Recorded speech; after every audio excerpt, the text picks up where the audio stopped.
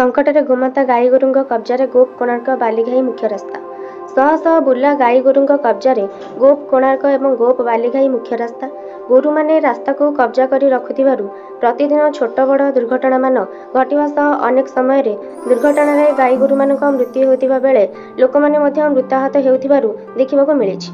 एथिप्रति कौनसी प्रशासनिक अधिकारी दृष्टि न पड़िबा साधारण रे परितापर विषय होइछि। सूचना अनुसार भुवनेश्वर एही रास्ता सीधासलख कोणार्क को संजोग होइतिबार बेले गोप बालीघाईर रास्ता निकटरू सीधासलख पुरी को संजोग होइछि।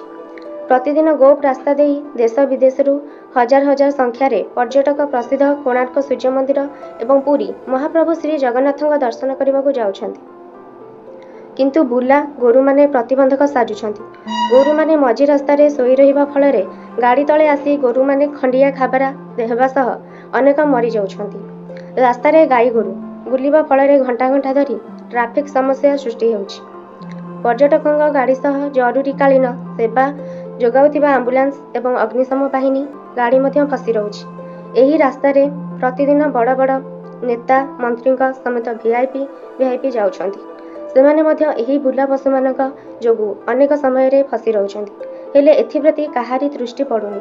गोप मुख्य बजार समेत देवी बजार, लक्ष्मी बजार, ब्लॉक छक, थाना छक, कुशभद्रा सेतु, गणेशपुर छक, नागपुर, बेगुनिया आदि छक बजार मानकरे एही गाई गोरु मान प्रादुर्भाव बेसी देखिबाको मिलुछि।